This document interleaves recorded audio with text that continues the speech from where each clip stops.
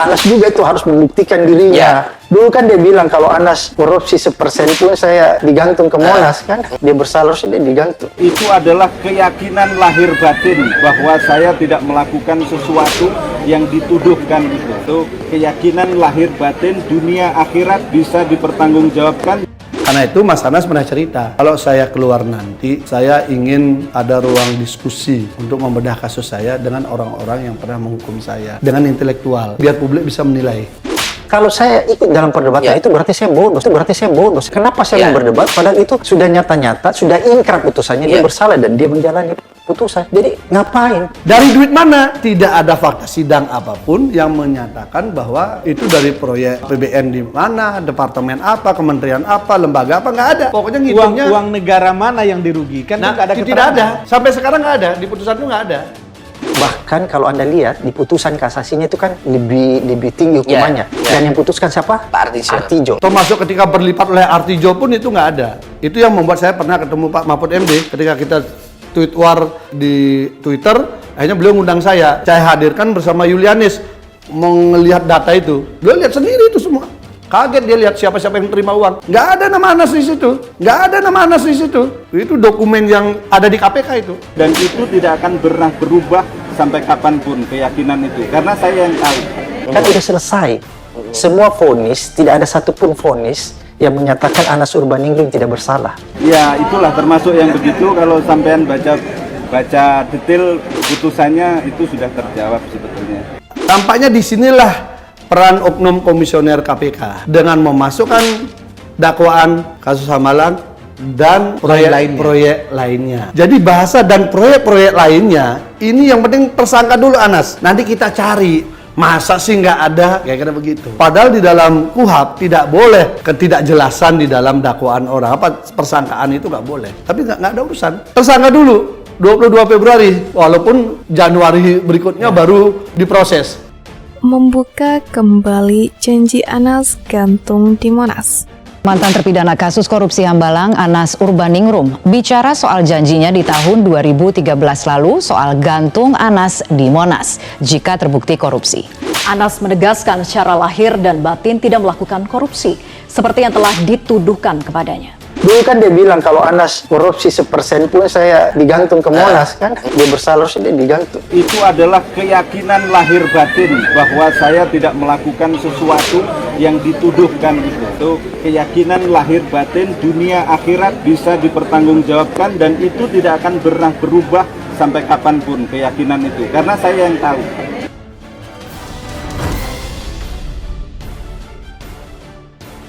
Janji Anas Urbaningrum itu kembali viral dan menjadi bahan cibiran saat heboh bebas dari lapas Sukamiskin, Kabupaten Bandung, Jawa Barat, Selasa 11 April.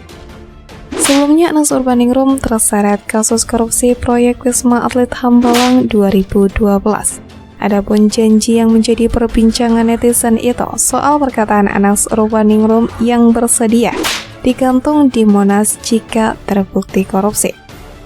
Saya yakin 1 rupiah saja Anas korupsi di Hambalang, gantung Anas di Monas. Kata Anas di kantor DPP Demokrat Jakarta Pusat Jumat 9 Maret 2012. Usai bebas dari lapas Sukamiskin, Anas Urbaningrum kembali diingatkan soal janjinya siap digantung di Monas.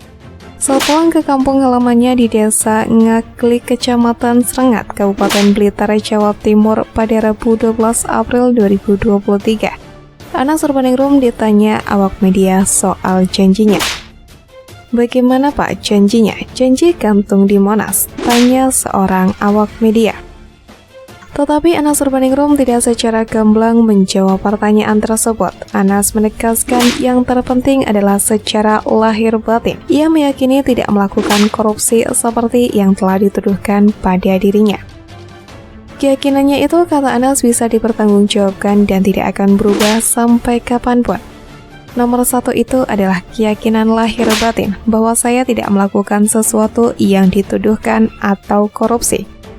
Keyakinan lahir batin dunia akhirat bisa dipertanggungjawabkan dan itu tidak pernah berubah sampai kapanpun karena saya yang tahu, jawab Anas Urbaningrum. Janji yang diucapkan Anas Urbaningrum ini bermula saat ex-Bendahara Umum Demokrat M. Nazarudin menyeret namanya dalam kasus korupsi Wisma Atlet SEA Games 2011.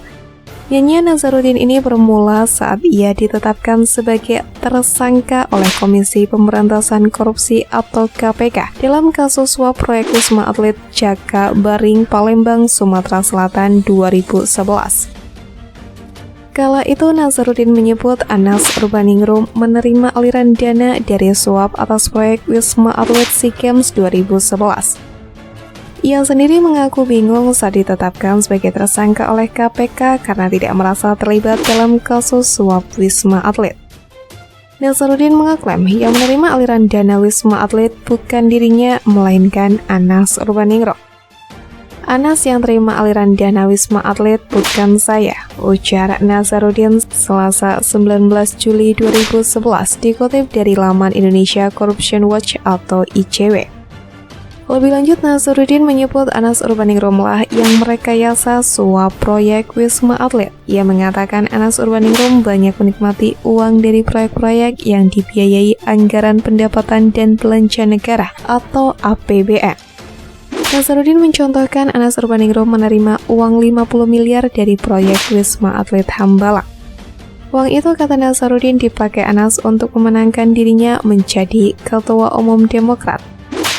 Anas yang merekayasa semuanya, kok saya dijadikan tersangka, katanya. Dari proyek Hambalang untuk pemenangan Anas 50 miliar, dana di bawah dengan mobil box oleh Ibu Yulianis, ujarnya. Ibu Julianis sekarang dilindungi Anas, lanjut Nazarudin kala itu.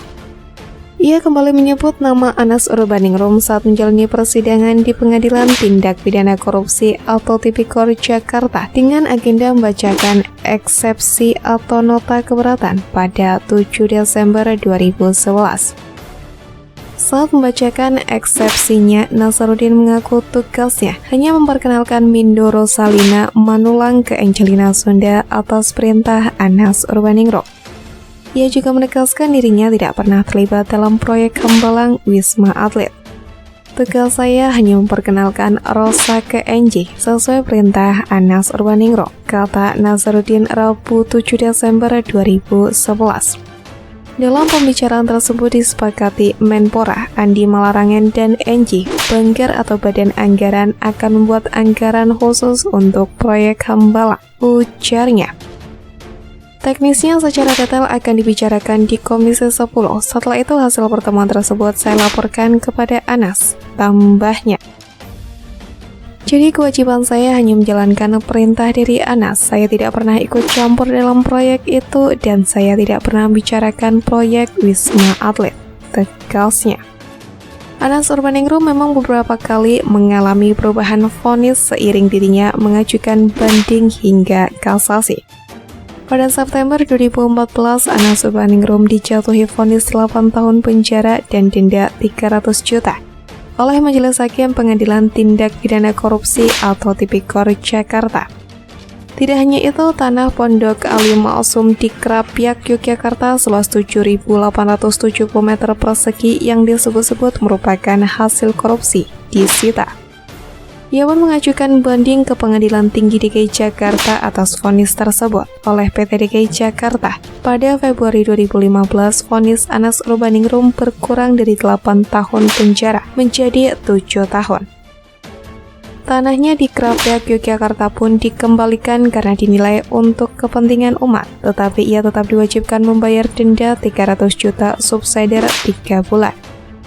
Meski vonisnya telah diringankan, Anas Urbaningrum mengajukan kasasi ke Mahkamah Agung atau MA. Namun MA menolak kasasi Anas Urbaningrum dan justru memperbanyak masa hukumannya 2 kali lipat menjadi 14 tahun.